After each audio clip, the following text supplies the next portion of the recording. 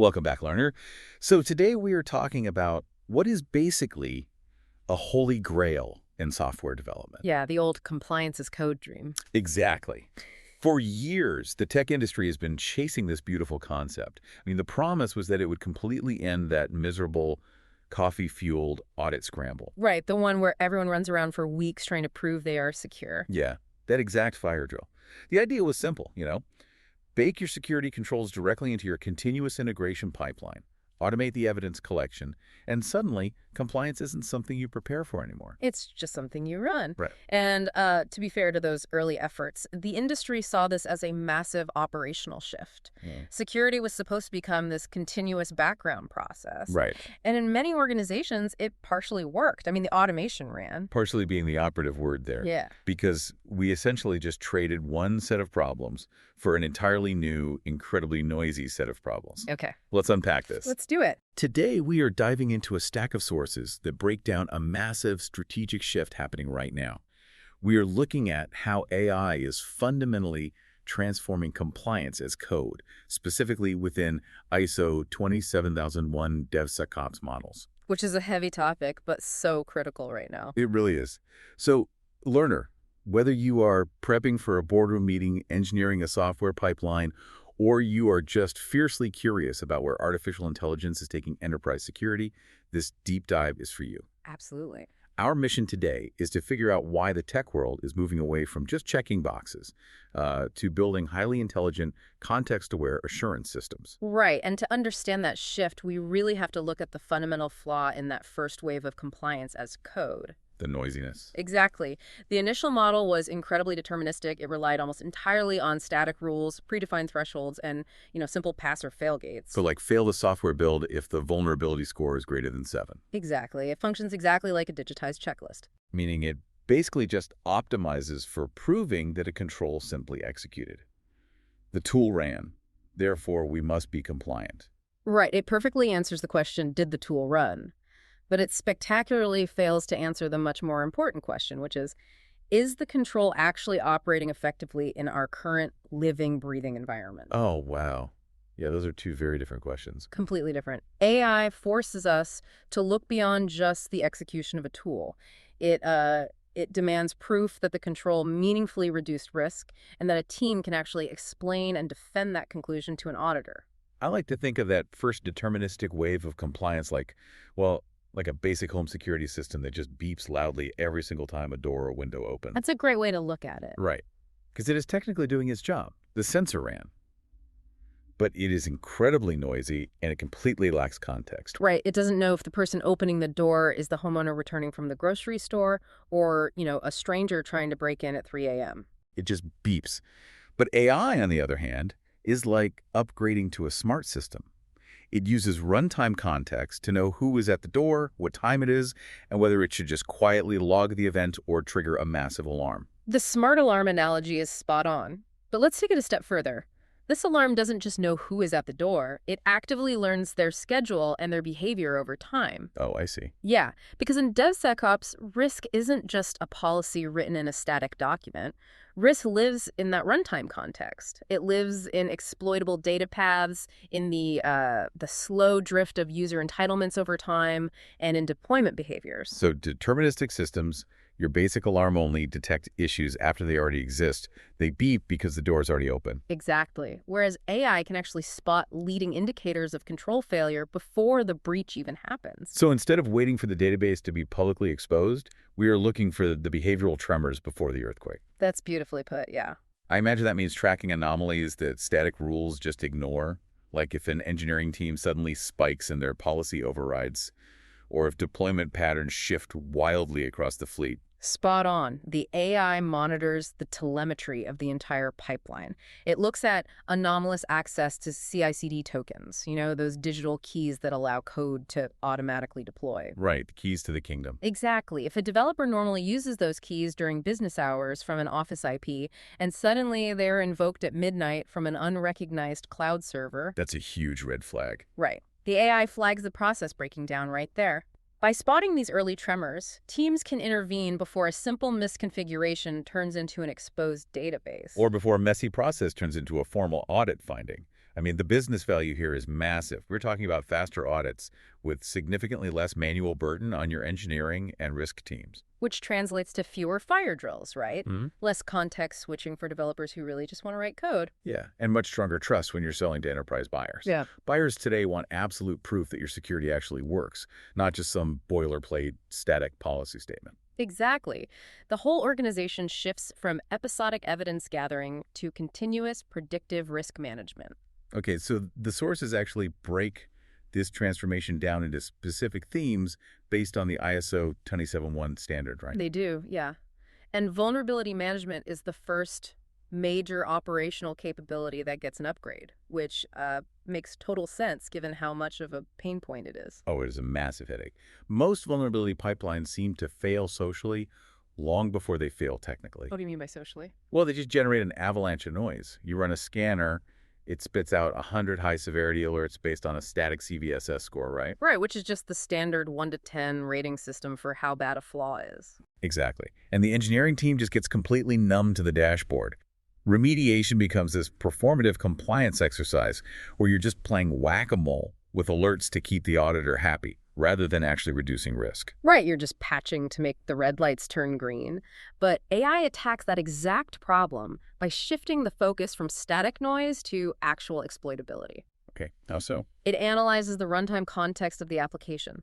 It looks at those 100 high-severity vulnerabilities and cross-references them against how the software is actually deployed. Yeah, so it determines that out of 100 theoretical problems, maybe only 5 of them are on an internet-exposed asset sitting on a sensitive data path and have a known exploit circulating in the wild. Oh, wow. So the team moves instantly from overwhelming noise to 5 critical, actionable realities. Exactly. But even if we perfectly prioritize those software vulnerabilities, we still have a human problem. Right, because an exploited vulnerability is bad, but a legitimate user account acting maliciously or even carelessly is arguably worse. So how does AI handle the actual identities inside the pipeline? Well, traditional access control is highly structural. You implement role-based access control. You enforce multi-factor authentication. Right, the basics. The basics, exactly. They are foundational, but they are incredibly rigid.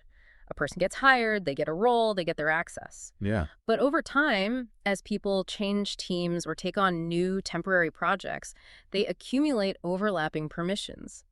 This is known as privilege creep. I know it well. Right. So AI upgrades this structural foundation by layering on behavioral assurance. So it's not just looking at what permissions the user has on paper, but how they are actually using them day to day. Exactly.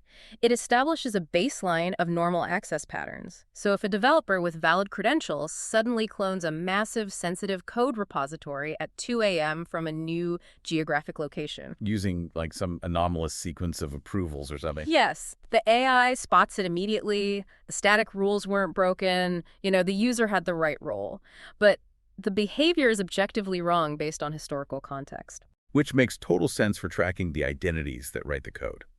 But what about the code itself? It seems like this context-aware shift must apply to the secure software development lifecycle, the SDLC as well. Oh, absolutely it does. Because we have to be moving beyond just running static code scanners looking for known bad signatures. I mean, a static scanner might find an accidentally exposed password, but it isn't going to understand a complex logic flaw. And that's exactly it. The hardest problems in software security aren't typos. They are authorization gaps, broken business logic, and unsafe assumptions embedded deep in the code. Right. AI transforms the SDLC by bridging the gap between natural language policies and technical implementation. It can actually infer the higher-level intent of what the code is supposed to do. Wait, how does it infer intent? Like, does it just read the code differently? Well, it compares multiple data sources. It reads the natural language comments the developer wrote in the pull request, analyzes the specific API calls being made in the code, and checks how data flows through the application. Right. So if a corporate policy simply states, never expose sensitive customer data, the AI dynamically translates that human sentence into hundreds of specific code-level checks across the pipeline. Ensuring the developer's implementation actually matches the business intent. Yeah. That is wild. It's essentially acting as a real-time translator between the compliance team's rulebook and the engineer's keyboard. It really is. But, even if we perfect our own code, we're still relying heavily on external libraries. We've all seen the headlines about software supply chain attacks. Oh, definitely. So how does AI look beyond our internal boundaries to assess supplier risk? Traditionally, you'd rely on an SBOM, a software bill of materials, to know what third-party code is in the mix. Right, and an SBOM is vital, but it's just a static list of ingredients. It is point in time. Right. AI moves supply chain security toward predictive intelligence by analyzing the maintainers behind those open source packages. So instead of just looking for known flaws in the code itself, Yeah. the AI tracks behavioral signals out in the open source community. Exactly. It's looking at things like GitHub commit frequencies or who is actually submitting the changes. It looks at sudden, anomalous code changes submitted by unknown contributors. Oh, wow. Yeah, it monitors whether a previously active library has been quietly abandoned, making it a high risk for future unpatched flaws. That is so smart. It might even flag a sudden change in the email domains of the maintainers approving pull requests.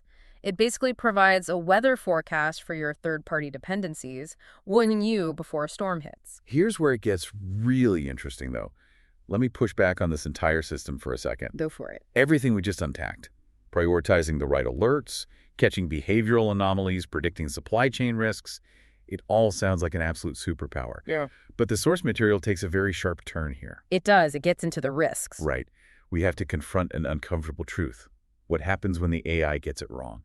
Let's say the AI deprioritizes a vulnerability. It decides, hey, this isn't reachable in our environment, don't worry about it. And so we don't fix it. Aren't we just blindly trusting a black box? That is the danger, yes. What happens 6 months later when an auditor sits down and asks, why did you ignore this critical severity finding? If my only answer is, well, the AI said it was fine, I feel like I'm going to fail that audit instantly. You would fail that audit spectacularly. Right. Deprioritizing a vulnerability is an active risk decision. The fundamental rule in the source material is that once AI begins to influence your enforcement or your evidence, model risk immediately becomes compliance risk. Okay. If an AI model is making or even suggesting a risk decision, you have to be able to explain it. This introduces the critical concept of explainability. So the AI's reasoning has to become part of the official, immutable evidence record. Exactly. We have to log the exact rationale it used, the decision metadata, the environmental signals it saw at that exact moment, and tie all of that back to an approved corporate policy. Yes, explainability artifacts must be first-class citizens in your pipeline. Because think about it. If the AI generates a false positive and blocks a deployment, it slows down the business and frustrates engineering. Yeah, which is bad. But if it generates a false negative, it lets a material risk slip right through to production, and you might not even know it because the AI confidently told you everything was fine. The sources also highlight a specific trap regarding audit narratives. AI is obviously incredible at summarizing vast amounts of data. It can look at thousands of pipeline events and generate a beautifully written, perfectly formatted draft audit narrative explaining exactly how secure a specific software release was. It's very good at sounding confident. Exactly. I compare this to a student who submits a gorgeously formatted book report. It's eloquent, it uses great vocabulary, but they only read the Wikipedia summary. Right, they didn't actually read the underlying book. The report looks fantastic, right up until the teacher asks them to cite specific page numbers to back up their claims. The Wikipedia book report is exactly what happens when teams over-rely on AI generation. The AI narrative is just a wrapper. It is not the evidence. Wow, okay. If that beautiful AI summary cannot be traced directly back to raw, immutable, retained source events, specific timestamps, control identifiers, and artifact links, it becomes what the sources term an attractive nuisance. Attractive nuisance. I love that term. Right. It reads smoothly, but the moment an auditor applies scrutiny, the entire defense collapses because there are no page numbers to cite. So you can't just hand the auditor an AI-generated paragraph. You have to hand them the paragraph plus the cryptographic proof and logs the AI used to construct it, which means governance isn't optional. It is the absolute price of admission. You cannot treat AI as a set-and-forget tool. The environment changes. Threat actors adapt. Your deployment pipelines evolve. If you aren't constantly monitoring the AI for drift, its outputs will rapidly degrade. So how do we implement this safely? Well, the sources advocate for a strict blast radius rule. Organizations should never jump straight to having AI automatically enforce rules and block deployments. So you start with the AI acting purely in an advisory role. Let it monitor, correlate, and recommend, but keep the old deterministic systems active as the primary gatekeeper. Exactly.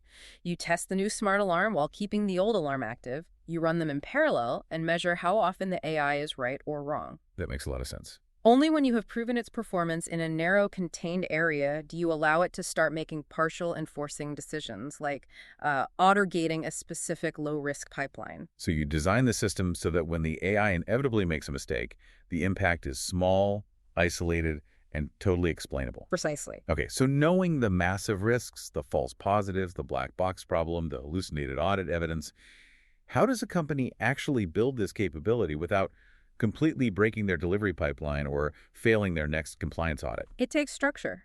The sources outline a very specific blueprint for execution, starting with a maturity model. Okay, let's hear it. The maturity model highlights a hard truth, which is that you cannot AI your way out of a bad foundation. That's a great quote. Yeah, the framework maps several stages. Stage 2 is where most companies reside today.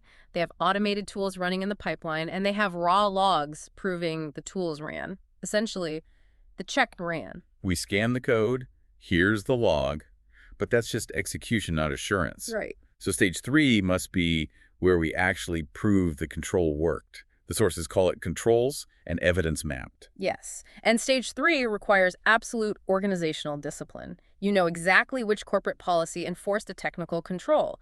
You have ruthless exceptions management, where every single bypass has a documented owner and a hard expiration date. Well, that sounds rigorous. It is. Your raw evidence is mapped directly to control requirements. If you try to bolt AI onto a chaotic stage 2 environment where developers are secretly bypassing controls and evidence is scattered across 50 spreadsheets, The AI will just amplify and accelerate that chaos. Exactly. Stage 4, which is introducing that context-aware, AI-driven assurance, only works when it sits on top of a rock-solid Stage 3 foundation. And a huge part of surviving that transition to stage 4 is getting the personnel ownership right. The sources suggest using a RACI model, right? Yeah, well, ACI model. Which is basically a structured playbook outlining exactly who builds the AI, who tests it, and who takes the fall if it breaks. And there's a very specific, almost counterintuitive directive here. Oh, about GRC. Yeah. It says GRC, the governance, risk, and compliance team, should absolutely not own the technical AI model. Now, why is that? Isn't compliance literally their job title? It is, yeah. But it is brilliant because it separates intent from execution. Okay, how so? The GRC team's job is to define what good means for the business. They own the risk acceptance criteria and the policy intent. But they are not software engineers or data scientists. Right, that makes sense. Security engineering needs to own the AI model itself. They tune it, monitor it for drift, and manage the false positives. So GRC knows the destination, but security engineering has to build and maintain the engine. You got it. And DevSecOps owns the actual enforcement in the pipeline, and internal audit comes in at the end for independent testing. If you force GRC to own the technical model, I imagine you end up with highly complex automation that nobody fully understands, patched together with manual accountability. Precisely. By separating the roles, you ensure the personnel who understand the deep technical telemetry are managing the AI, while the personnel who understand the enterprise risk are setting the operational boundaries. And to keep that entire ecosystem from drifting, the sources detail a strict operational cadence or standard operating procedures. Right, because this isn't a binder you pull off the shelf once a year before the auditor arrives. It's a continuous rhythm. So daily is about immediate fires, like reviewing high-risk anomalies, weird token usage, bizarre gate bypasses. I imagine weekly requires taking a step back. Are we looking for broader trends here, like how many developers are asking for exceptions? Weekly is all about stabilizing the signal and stopping exception sprawl. You triage the false positives the AI generated that week to actively tune the model. Okay. And crucially, you review every single exception granted. If a developer bypassed a vulnerability check on Tuesday, you ensure that exception actually expires on Friday and doesn't quietly morph into permanent compliance debt. Wow, okay. And then we hit the monthly and quarterly routines, which clearly require much heavier lifting. Oh, yeah. Monthly, you move beyond alerts and actually prove control effectiveness.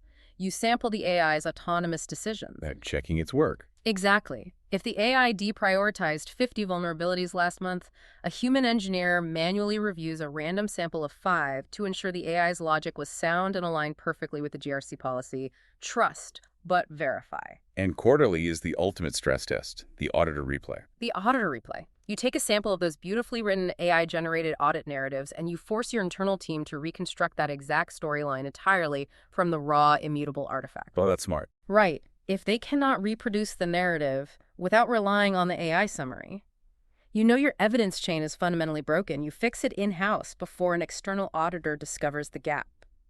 So what does this all mean? Well, I mean, if we step back and look at everything we've covered today, whether you are building complex deployment pipelines, managing enterprise risk, or just trying to stay informed on where the tech industry is heading, the key takeaway from these sources is crystal clear.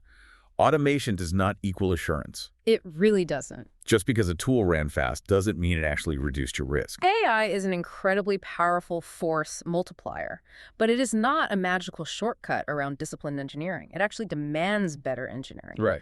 If you implement AI responsibly, starting as an advisor, rigorously governing its decisions, tracking its rationale, and maintaining that strict operational cadence, it will reduce the massive friction of audits while catching the real contextual threats that older deterministic systems completely miss. The future belongs to organizations that treat AI as a heavily governed, highly auditable component of their control environment.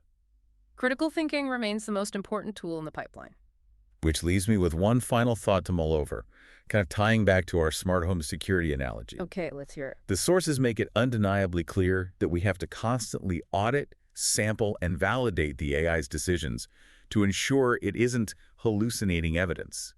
But as these models become infinitely more complex, as they start handling thousands of micro decisions a second across massive global delivery pipelines, Yeah, that's a lot of scale.